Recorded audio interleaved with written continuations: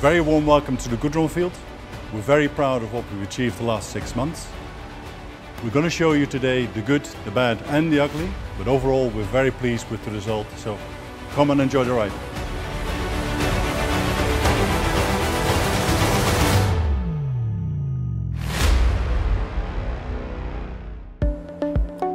This is well GOI 664 and this is definitely a good story.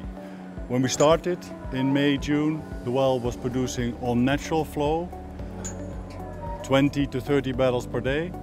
We put a pump on it and now we call it the Old Faithful. It is producing close to 100 barrels a day, steady, stable every day. So this is a good well.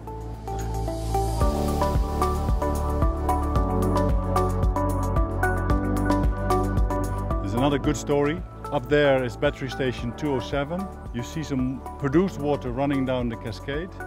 We're now collecting all the produced water and it's going into the silver line in the background all the way to the water collection tanks over there where we just collect it for further injection into the field.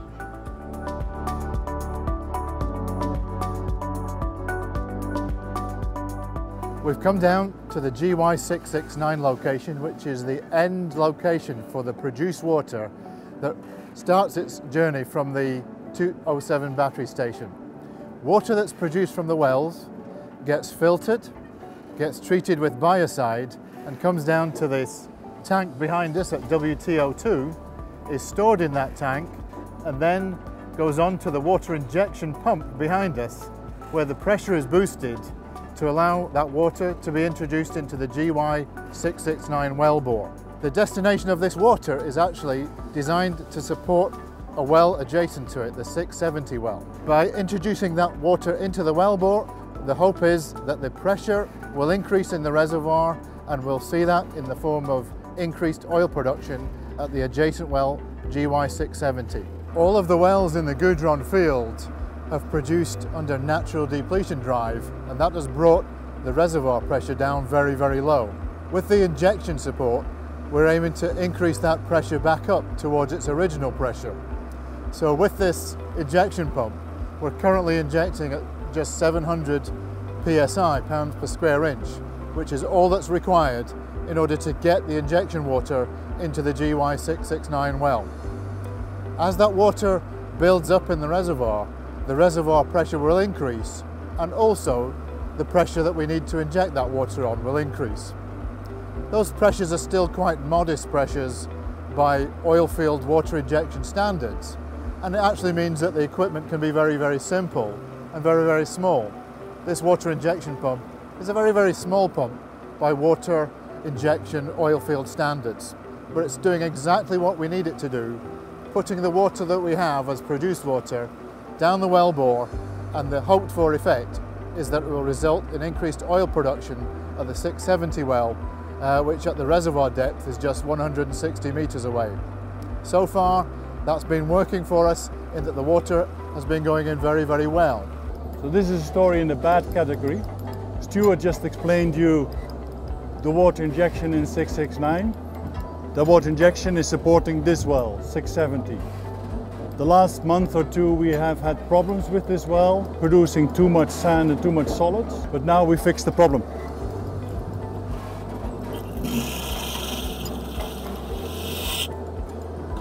And I'm happy with it.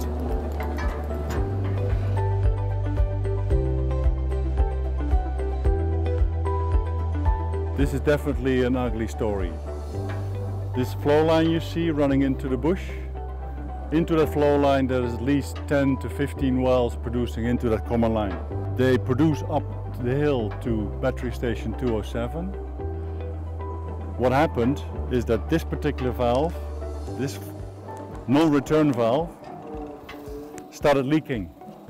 So instead of all those wells pumping the oil up into the battery station, they started pumping down this well. So for a period of a couple of months we lost nearly 40 to possibly 75 barrels per day down this particular well. Ugly story. The good news is that we've identified the issue. We know this is a problem in the field and we're going to make sure that it doesn't happen again. important learning, part of the journey. In the end of the day, we're going to be successful with a good set of standards and principles and how we need to operate this field and become a very successful large company.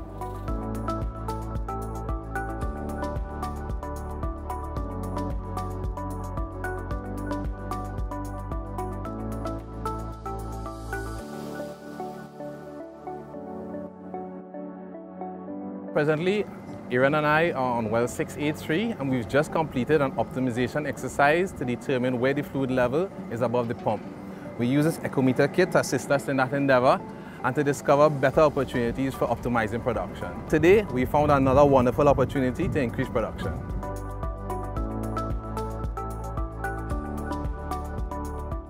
I'm here with Vishaan, acting field manager and well engineer. He's gonna drill the future wells in the Gudrun field for us and also the Southwest Peninsula. Behind us is the well 257.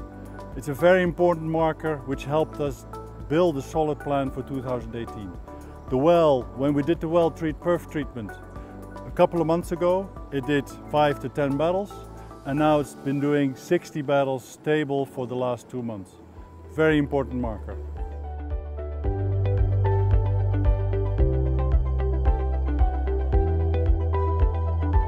Briefly wrap up today's visit in the field. We've shown you the good, got a lot of successes, good results. We've been open with the challenges we faced, and if you step back from all what we've learned, is that we are proud, really proud to be able to achieve our end of year targets, go into next year as a cash flow positive company, and that the underlying reservoir wants to deliver. The reservoir wants to perform. What's holding us back at the moment is the infrastructure around the reservoir. But we've got increased confidence that this is going to be a very successful project.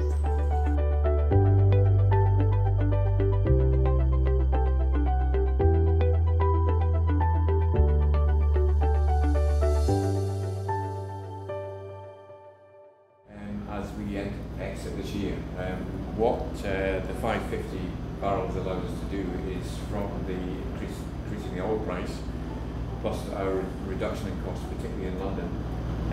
In addition to that, the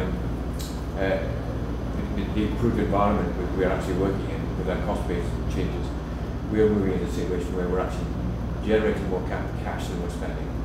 And that allows us, that extra cash allows us to reinvest in the field. So the activities you see that are going to take place next year, we've got an ambitious programme of work which you'll see for next year in 2018. All of it's fully funded. We've already raised the capital to do it, so we've got a good running base to move the business forward. Negotiation in the Southwest Peninsula.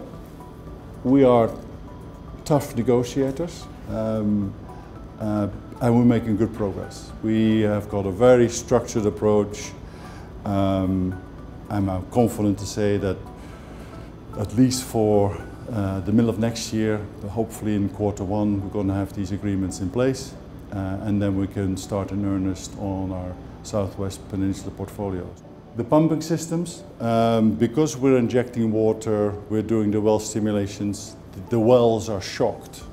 Early on, before the treatment or before the injection, wells are producing 5 barrels of pure oil. When we do the treatments, we introduce water into the system, and then there is an environment where our current pumping systems are uncomfortable with. They can't handle the sand, the solids which we've created. So we need to find solutions for those. We are redesigning our artificial lift systems. We've come up with a way to put downhole filters in, and we were experimenting with different pump designs which are more sand and solids tolerant. Early results are promising.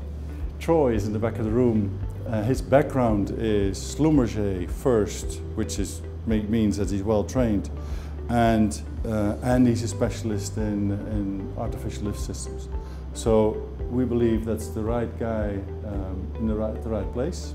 So Troy, no pressure, no pressure. We're also adding staff. What we're doing is we're creating multiple work streams within the field. So one work stream and One set of people is completely focused on water injection. The next team is focused on the well treatment. And then there is protecting the base, making sure that all the wells are producing and delivering up to the potential. We're taking a different philosophy with the field. We believe that the field can produce at least another 20 years. If that's your principle, if that's your starting point, then everything you do, any repairs in the field, should not be patches and try and patch it and see if it can last another couple of years until end of field life. No, you take a step back. How can we fix it for the long term? If we see a problem, we are going to think about what we need to do to make sure it lasts another 20 years and do a proper repair. So it's a different way of operating. Right, so how's next year going to look like? Yellow line actual, so we built production by 60%, exiting the year around 550, and we've got two cases. One case is where we continue to grow the business at 60% and exiting the year just shy of 1,000 barrels, I think it's 900. And then there is the case, the high case, which if we get things right and we have a fair wind, that is an achievable case. So it's not an unrealistic case. It can be even better. You may think it's got some strange features to the curve, so these dips down. What we've done in our plan, we've built in some contingencies. As you remember, last year we had problem with Storm Brett. We had power outages in the field, so we've made assumptions that something like that could happen again. Obviously, that's not what we want to do, and we're going to be engineering and investing with an expectation that it's not going to work. But to make our plans more realistic, we've baked them in. So now we're looking at the low case. The light gray is the base, so that's existing wells. The darker gray is 664, so that's our expectation of 664, how it's going to be producing. And then we're building up the production with incremental activities. That is the well treatment, we're planning well stimulation, and we're expecting water injection to yield result early in the year. And then you gradually see the water injection build up to the end point where we're just shy of 1,000 barrels in the low case. The high case, similar tranches, but more optimistic on particularly water injection. That's for us the big drive. When we get water injection efficiently working and we can re-energize the reservoir successfully, then even this is a conservative estimation. But up until now, we are being careful because we first want to know exactly what and how the reservoirs are going to respond to water injection. Just to close out, that's the last slide. So we're delivering on our results. The business has got great potential. The reservoir is talking to us. It wants to produce more than what we're asking from it at the moment. We can transform the business already, and it's onwards and upwards.